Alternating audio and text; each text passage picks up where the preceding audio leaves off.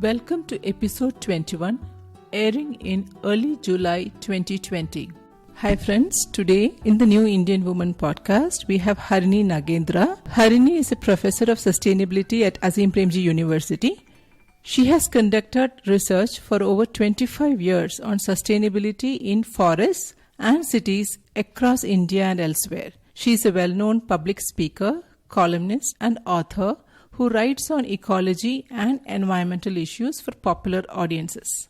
Today, we are going to together explore and share with you what today's Indian woman can do to creatively engage herself and her family, especially kids, with the environment. Welcome, Harini. It's wonderful to have you as a guest for this episode. Thanks so much, Krishna. It's a great pleasure to be here. It would be nice to know a bit more about you, Harini. I am surprised that you have 25 plus years experience in sustainability, which means you started working in this area long before the word sustainability started coming up in newspapers. So how did you find this area? What sparked your interest in this field? So I did an undergraduate degree in microbiology, chemistry and zoology, and I completed in 92. And joined the Indian Institute of Science program on an integrated PhD in biological sciences. Okay. And at that point, I did 2 years of molecular biology, but I realized that I didn't like it. What I really liked was being in the outdoors. And so at sort of a completely chance encounter, I met my PhD supervisor, Madhav Gadgil. And many of you might know of his name. He was on the very famous Western Ghats expert panel, advisory panel that actually recommended that environmental preservation of the Western Ghats is required urgently. The famous Gadgil report. The very famous Gadgil report, the same person, a very well-known, internationally known ecological expert. So completely by accident, I went in to hear somebody else talk in an ecology symposium, and I landed up hearing him talk. And a lot of what he said resonated with me. If we are doing research in India using Indian taxpayers' money, it would be nice to try and do something that relates to some action in India which can be useful for the country and to do low-cost research. So I went to him then and asked if he had vacancies for a PhD position, which he did, thankfully. Sort of sidestepped into conservation. I wanted to do something that had some application. Satellite images were just then coming in, so I taught myself the software and the statistics required for processing. This is 94. Yeah, so which means this taught myself, we have to understand, is without Google or any browsing capability, which by itself is a huge challenge. Right. And IISc had just got its first supercomputer. There were commercial software available, but we couldn't afford it. So I used free software, which meant that you had to also learn how to do coding. It was a very exciting time. The thing was, I had no training in anything. Not in ecology, not in forest, not in remote sensing, not in statistics. And so I came with a complete blank slate, having to teach myself everything. In retrospect, I think that has been a great strength. Right. My lack of training has allowed me to not bother too much about where the boundary of one thing ends. So I was doing a purely remote sensing and biodiversity focused PhD, looking at the Western Ghats. But then I realized a lot of the whys of why are forests changing, why is biodiversity going down in some places, why is biodiversity increasing in some places, is all the human part of it. So then I got interested in understanding all about institutions, policies, how do people think. Then I went to the US to work with Professor Elinor Ostrom, who was the first ever Nobel Prize winner of economics who happened to be a woman. She's a political scientist. She passed away a few years ago, but I worked with her for almost 11, 12 years, working on how people and institutions of management, like community management and community groups, actually interact to protect nature. So of course people act to destroy nature, like we've seen in many cases, but there's also a very positive aspect when people come out as communities to conserve nature. And that became my focus. And I'd say the third part of the journey came when I moved back from the US to India in 2003 to Bangalore. And Bangalore had been away for 3 years, but had changed hugely. That's when economic liberalization had happened and the IT industry was booming, roads were being expanded, trees were being cut, lakes were being filled in. So I could see so many changes in the city, both positive and negative. And I realized as ecologists, nobody studies the city. You always associate ecology with some forests and some hills far away. Exactly, far away. And on the other hand, people who study cities act like ecology doesn't exist. Trees and lakes shape the culture and character of Bangalore so fundamentally. Then I got interested in studying changes in Bangalore with a very clear idea of linking that research to specific action on the ground. Because Bangalore is my city. For all its changes over time, I still love more than any city in the world. So that's really how this sort of sidestep into sustainability happened for me. Harini, I also want to step back. In terms of your growing up years, do you think there is a strong connection between what you chose as your career and what pulls your heart and how your parents and the adults around you, how they influenced you? I think very strongly. I didn't realize that. It's later when I started writing Nature in the City and started thinking of why did I get interested in urban ecology, that I realized how much the childhood experiences have shaped me. So my parents have very different experiences with both of them. My father, we would go on long walks on the weekends. And he liked these very brisk long walks. So till I was 10, we were in Delhi. We were close to this area which had a lot of all of these embassies.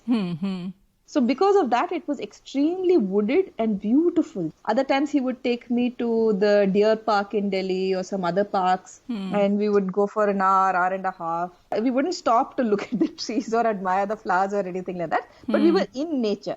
Okay. And Delhi's Deer Park, for instance, you could pluck out grass and feed the deer. My mother had a BSc in botany. She still has a huge love for plants. So we would also do our walks, but there would be ambles really, and we'll stop and look at every flower that's interesting. She'd tell me about the family of the flower. We would take apart the petals and look at the insides, how many petals, what kinds of seeds, adaptation. So we wouldn't get very far, but we were on these exploratory ambles. I think all of this influenced a lot. True, absolutely. And when you talk about urban ecology, the term, of course, you are in that area, but for the benefit of the listeners, could you just give a quick introduction to what urban ecology means? Urban ecology is essentially looking at what happens to ecology in the city.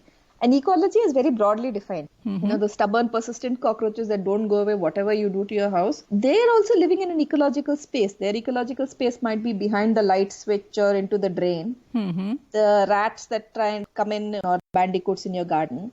That is as much part of the urban ecology as the streets and the trees on them, or the kites and vultures that you see or don't see, the sparrows that are disappearing from your city, the slender loris and the monkeys that come in. All of this is part of an ecological system. So when you say ecology, it's not just a counting of the numbers of species, but it's also the relationships between the species. Okay. So I'll give you an example. Near my house, I used to live on the periphery of the city. Now the city has swallowed my house. But when we moved in 2006, there were these beautiful green birds called green bee-eaters. Okay. And they used to hang out on the TV cables and continuously chatter every evening. Beautiful sight to see, about 10 or 12 of them. There was a eucalyptus grove and somebody cut down the grove. So maybe 300 meters away. Immediately after that, these birds stopped coming to my area. Oh, okay. And now after this COVID-19 lockdown, I'm now seeing 4 of these green bee-eaters back after about 10-12 years. So where have they come from? Where did they disappear to? So this is what urban ecology is, understanding these relationships, these patterns of why when you do something to one area, another area changes. How does it change and how can you understand these interrelationships? That's really the urban ecology of cities. And the importance of understanding these interrelationships, why do you think it is important? For many fundamental reasons. So let's look at lakes, for instance. We do a lot of lake restoration. And the way in which traditionally many governments were done is an engineering project. You think of a lake as a water body and you do what is called a soup bowl. It looks like a bowl, the deepest part is in the middle and you scoop out the sides and you put cement all around. But that is not how our old lakes were. If you go to any rural area or any small town in India, what kind of a lake will you see? There will be a wetland. And a shallow side and the mud bank that you see. And even the channels that bring the water into the lake will have mud on both sides and grasses and weeds on both sides. Right. And then some of these grasses and weeds, cows will come and eat certain kinds of grasses. Women harvest some of these weeds and use them for cooking. Along that, they clean up the sewage because it also flows down the stream of water. And in the wetland, a lot of birds breed. And then you'll have a few rocks or large trees somewhere on the side, and on those, certain kinds of other birds will have their nest. So this is a real living system. When you take this lake and do a soup bowl restoration with concrete all around, Yeah. you're removing all those breeding spaces for lakes. So you have a lake that looks to me like a large bathtub or swimming pool. You want it to look blue and clean and people want to walk around, but the birds are not there. It's not a functioning, thriving ecosystem. The weeds are not there. So you are not restoring it as nature would have it. Exactly. It is from a more modern aesthetics. Yes. And then you're not keeping principles of urban ecology in mind. You want motorized boats and tourism. You want to have night lights. You want to have parking. You want to have a place where people can eat there. That's how a lot of modern lake redevelopment is done, like an amusement park type, an entertainment area. Right. So which means this knowledge of urban ecology is something I would consider key for any person doing any role. An architect, part of a government body, a basic minimum understanding of urban ecology or rural ecology, if there is a term like that, is required so that whatever one designs, whatever one does as part of development, you don't destroy nature in the process. Absolutely. And it's really fundamental to all walks of life. So I wish, like we have civics, economics, etc., maybe we should have some of these subjects. There will be a few students who are interested in that and they may take it up. Exactly. I think there are so many interesting ways to do it. I recently talked to a journalist who was covering environment issues, and she told me that she's an English major from a college in Bangalore, and the reason she became interested in ecology and environment issues is her professor taught them a course very interesting on how language distances us from nature. So then it got me thinking, why not architects have a course on nature? Why not engineers have a course on nature from different perspectives? But I think this opening of the mind is very important. True. In rural India or in small towns, we live very closely with nature, or at least our rituals, our customs. It involves taking care of temple pond or whatever it is. Maybe it is considered sacred. Maybe that was the easiest way to preserve them. So I have seen your articles and books which examine traditional methods of conservation by villagers, what has been handed down over many centuries. But today we are not living that life. So how do we as individuals living in today's world, what is it that we can do? There are a number of things that we can do, Krishna, as individuals and as communities. So as individuals, let's say, if you have a house, the simplest thing would be to do what is called rewilding your garden. So if your garden is a very manicured place, if you have that Mexican grass or Thai grass or those kinds of grasses, take them out and plant Indian grasses. If you don't have too much of a snake problem, try and replace your grass with creepers. You have these ground creepers, beautiful ones that produce small flowers. Okay, bring a few interesting things like a touch-me-not plant, nice for the kids also to play with. Bring fruiting trees. Don't cut and trim every part of it. Let a bit of it be wild. Don't put lights on at night. Let the insects and the birds have a place. The concept of garden, like not gardens which we see in Instagram or wherever. Yes. But you are talking about a more natural kind of how a village garden would look. Exactly. So in the front, maybe you would have some flowering trees, but in the back would be where your curry leaf plant and mallige and the tulsi would be in front, of course, but some fruiting trees, little bit of grass, little bit of vegetables. There would be a corner where you create composting. So you those kinds of things. So a little bit of more of a wild place. Do it organic. Try not to spray as much as possible. Use neem oil or soap solution or ash solution. All these traditional methods that people used to use for their garden. So that's one. If you have an apartment, it's still possible. You can have a window box and grow plants that attract butterflies. Grow something, create a patch that is extremely wild, put a place for birds to come and drink water or a bird feeder. There's very simple things. Right. Compost your own vegetable waste as much as possible, food waste. But I think the more powerful role I feel you can play as an individual and as a community is in your neighborhood. So going outside your house a little bit, and it depends, different people are different comfort levels with different steps. One thing you could do is there any place to plant trees in your neighborhood? Many of us say that government is cutting trees or people are cutting trees, and that is true, but there is also often place for planting new trees. Right. So can we find those places, find the appropriate saplings, and create a weekend drive? Bring all the kids together and say, let the kids plant trees. Give them the responsibility of saying, now that you have planted this tree, it becomes your tree, and every day or every weekend you have to go look at the tree, pour some water.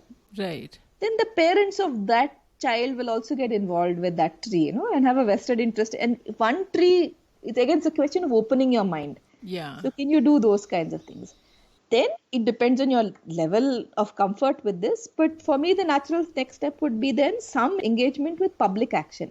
So finding your cooperator, okay, or whoever your local panchayat head is, or whatever your local government, what is closest to you, and going to him or her and saying, what are the places here? Do you have any budget for planting? See, planting is something any elected representative likes to do.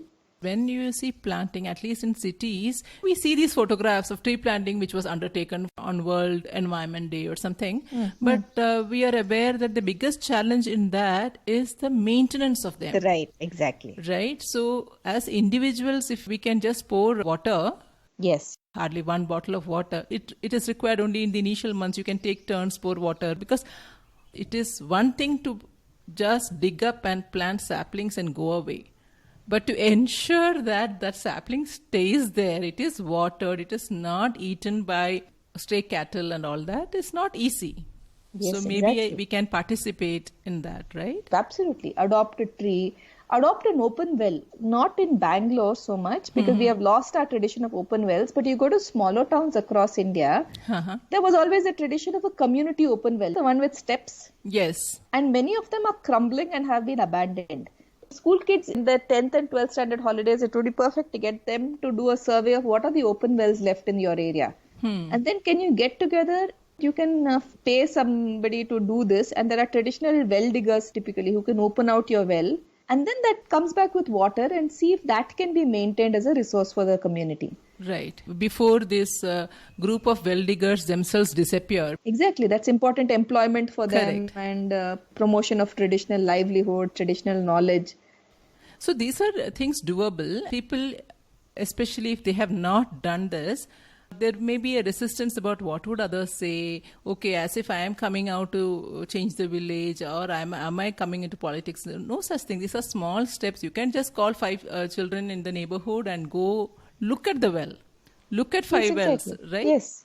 Little other things. If you look at the kind of food we used to eat one generation ago, so many more wild greens and wild plants in their everyday life. Very important for our nutrition.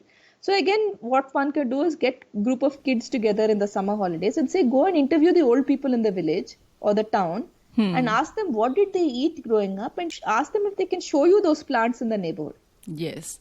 They can even document some of these things and share it. Share it, exactly, with people now on social media. And it's very nice for the elders also because they feel that their knowledge is being carried forth to the next generation. Yeah, this thing, engaging with public. So for someone who is not used to it, doing it for the very first time may be a challenge. As somebody who has met with a lot of communities who have engaged in these common causes, what are your suggestions in terms of how people can come out of that initial resistance they may feel about this? Sure. Actually, the easiest way for people who are not used to this is to connect through your child and the children that your child plays with.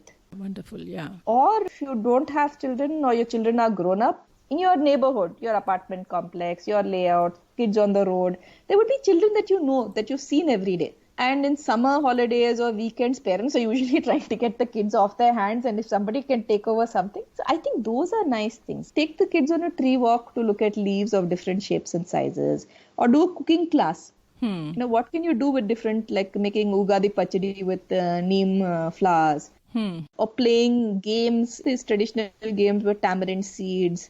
Gattabara, we call them in Kannada, or Kottige Mane, Pallanguli in Tamil, you know, those kinds of things. Anything like that. Each of us will have different expertise or different interests. Some could be in cooking, some could be in composting, some could be in looking at different types of trees, some could be in digging a garden and just planting. Whatever your area is of interest, I think that's the easiest level to start with because kids are very accepting and you also feel less self-conscious with kids. Right. In a small town or in a village, you step out and you become extremely visible.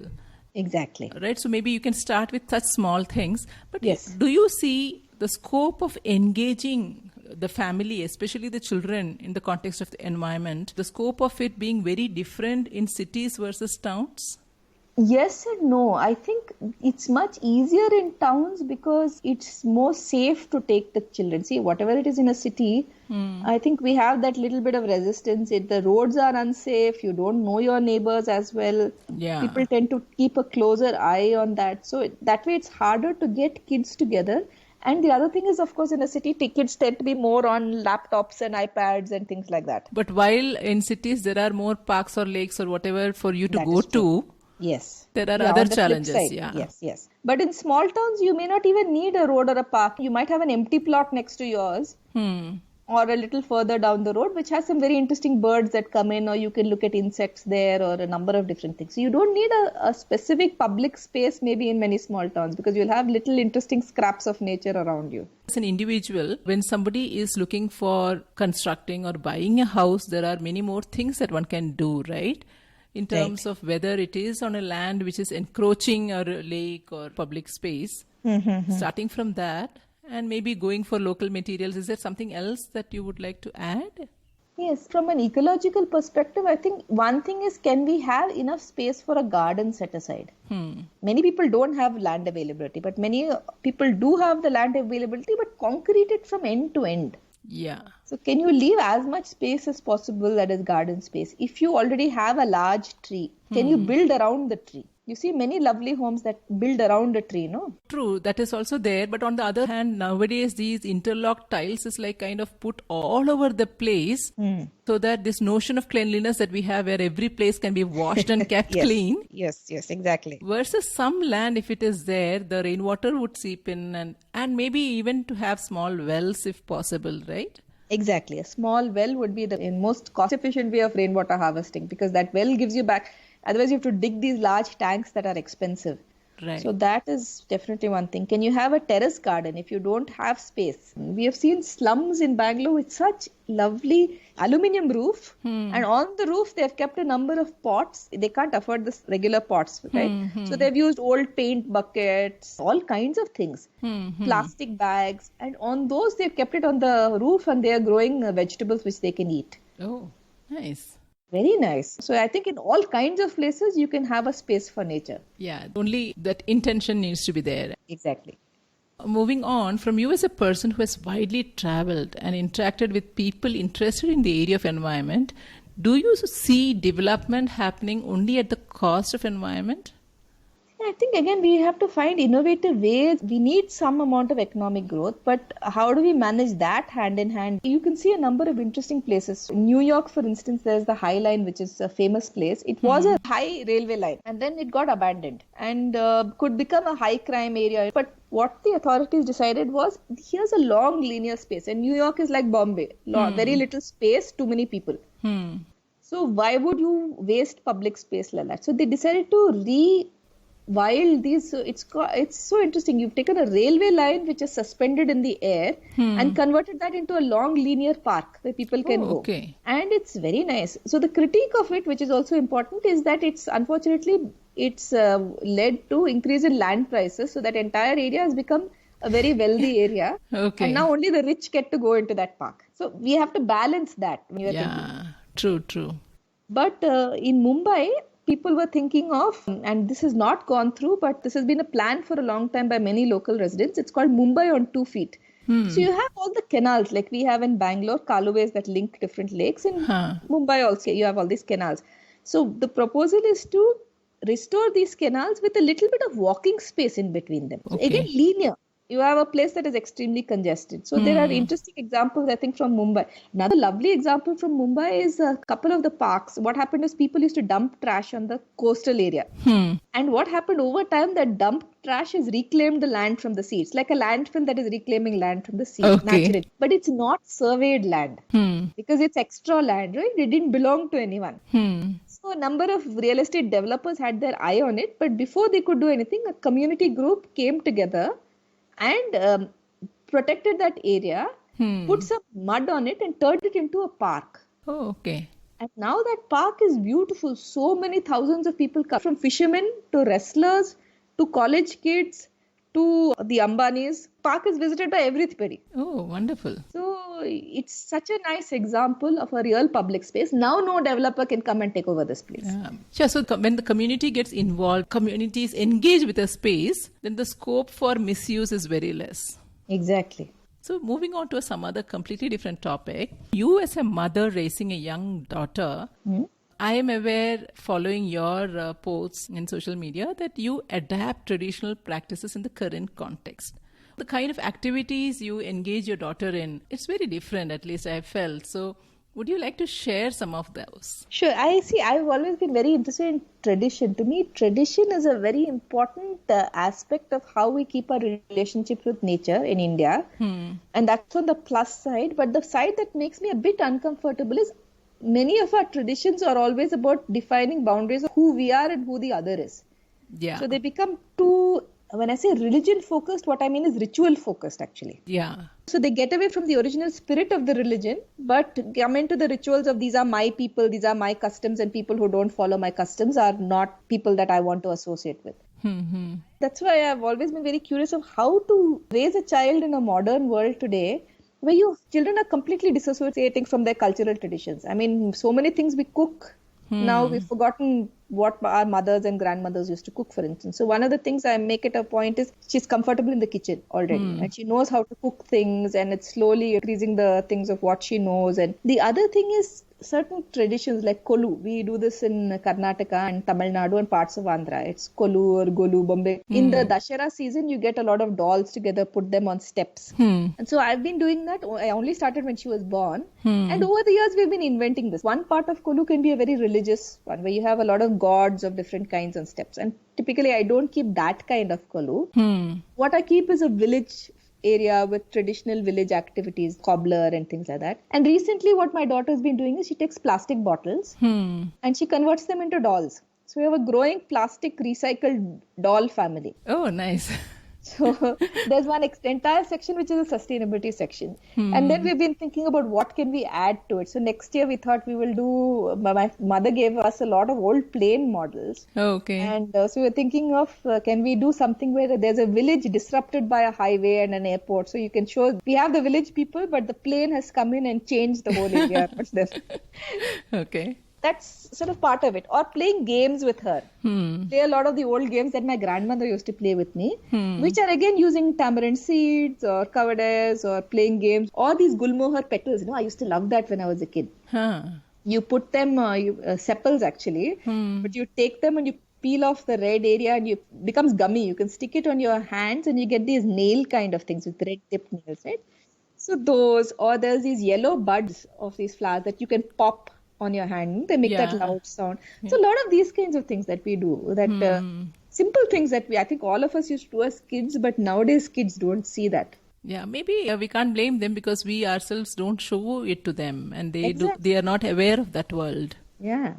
So food choice, as you mentioned, is very interesting because that is one easy way in which we can engage the family with the environment. Somebody that I follow on social media in Delhi, he had posted this thing. His mother was making something with watermelon rind. Then I asked my mother, she said, yes, we also make it. And I was thinking, I never thought of this. So it's an attitude of sustainability also. You eat the watermelon, why would you throw the rind? They would always find ways of managing with things around, right? Yeah. As an individual, I always see you looking at the past and then looking at its relevance today. Have you found some things which our earlier generations did, which were maybe not so good, and we are so thankful that that has stopped? I'm not talking in terms of sati and child marriage kind of things, and in the context of a community taking care of the common space. Is it that they always took care, everything done was positive, or were there these things which were done, which we are so glad it is not there today? For instance, our own research on commons, the biggest, the negative of that people mention are the caste system and the gender inequalities. Okay. We've done a lot of interviews with people living around the lakes now. It's very interesting. So the upper caste residents around these lakes will tell you only good stories. But the lower caste ones come out with horrific stories that they were kicked, they were abused, they were forced to work, they didn't get money, they didn't get pay, they were talked to very rudely. When you find somebody who's 70 or 80, and who tells you an incident that happened when they were 15 and they were abused, and you can still hear the sorrow in their eyes. You realize Yeah. what a system it was. Right. And similarly, women. I think the back-breaking labor of women that went into a lot of these things. And like you, I'm not even talking about the extreme situation. So many of these lakes across India, you will find there were legends of pregnant woman being sacrificed or a small child being sacrificed, that is one extreme that is horrible. You don't even go into that. I think how many of us know like our grandmothers who did back-breaking work morning to evening. Correct. So that part, I think I'm very grateful for modern life. Yeah, true. So there are so many things that we learn, but it is important for us to look at the positives from the past and see how we adapt it for today's world. Absolutely. And about your books, the latest book, that Cities and Canopies, would you talk about how you came about writing these books, or maybe read a small section from that, whatever you feel like? Sure. The Cities and Canopies is my second book. The first one is Nature in the City, which is based on my research on Bangalore. So it's a long time frame. Bangalore from the past, when we go back about 1,500 years ago, to present, to the future. How do people and nature interact? And so that was a book based on research, but written for a diverse audience, even for regular people. Yes. And a lot of people have been reading it. But around that time, I realized that you need to have at least some other books that are much more simple for people to read. People who don't read necessarily very widely, what do they pick up? Or people who are not as passionate about nature that as I am, but want to get more into the discovery area. So then another colleague of mine, Seema Mundoli, we've been working together for a long time. We started talking about doing a popular book on Bangalore's trees. And from that, it became a popular book on Indian cities and the trees in them. And then we realized that as women, we relate to trees in a very different way, or the emotional aspect of connecting with a tree. So we wrote this book as a book that mixes science with stories, with riddles, with recipes, with fact, with myth, with all kinds of things, and lovely artwork also. Yeah, beautiful artwork, yes. Yeah, that which is not us. We got a lovely artist, another young woman, to do this phenomenal artwork. Alisha Dutt Islam, and lovely work that she's done. It really brings the imagery of the Cities and Canopies to life. So do you want me to read something small? Yeah, yes. Okay. This is on talking to trees. Okay. Unlike animals, trees and plants don't move around. We often think they're not as interesting to observe as animals. Certainly, we may never think of talking to a tree or even consider that trees can talk to each other. But in 1983, two scientists, while studying a Sitka willow, observed something that turned our ideas of plant communication upside down. When the leaves of one tree were attacked by caterpillars, the tree responded by making its leaves more unpalatable, by filling them with poisonous chemicals. But surprisingly, neighboring trees, more than 3 meters away, which were not attacked, also reacted in the same way. This observation was astonishing. It suggested that neighboring trees received warning signals of some kind from the tree under attack. At first, there was a lot of positive buzz around this idea, but later many influential scientists criticized these studies. The criticism was so severe that the main discoverer, Rhodes, had to quit the field of science altogether, and the idea of talking trees was dismissed for several years. But many years later, a number of research studies conclusively showed that Rhodes was correct. Wounded trees would communicate with each other through signals sent through the air. When the leaves of one tree was attacked and eaten, it released a cloud of chemicals into the air, and other trees nearby sensed these chemicals and were alerted to danger. In 1997, another researcher made a discovery that revolutionized our understanding of tree communication. Trees of two different species sent messages to each other via an underground network of fungal threads which connected the roots. So that is very interesting to me, how when we think of plants, we often think of animals as sentient beings that have emotions, that have feelings. But this entire chapter takes us into a completely different world of discovery of how trees relate to each other, not just trees of the same species, but trees of different species that are sending food to each other, keeping each other from dying during the summer months. Right. And we don't even, when we cut a tree down, we don't think of all the other trees it is communicating with. Right? Yes. And I would say this particular book is thing which, if as a family, if you are not into reading, but this is light reading with a lot of information, so you need not think that a lot of information means boring reading. You could read it out to your children and imagine your child will be sitting staring at a tree thinking about what this tree is communicating with another tree. So wonderful, actually. We would share the details of these books in the show notes so that people can refer them. I would recommend these books very strongly. Thanks. Before we wind up, Harini, based on your travels across the world, there may be a lot of articles, there may be a lot of studies happening on how to cope up with the widespread destruction, devastation that human beings are unleashing on this world. But do you feel exasperated or do you feel a sense of hope?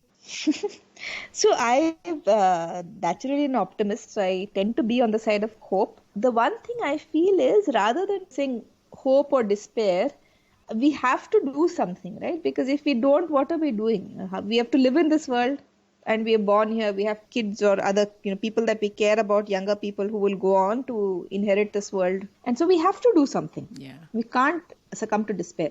What I have seen and felt personally, also through talking to a lot of people who are doing action on the ground, is that the very act of doing something is very enabling. When you feel extremely despondent, it's because you have not been doing something. But when you actually get out and do something, however small, then that itself makes you feel extremely positive and energized. And it can change you in ways in which you may not have imagined at all, right?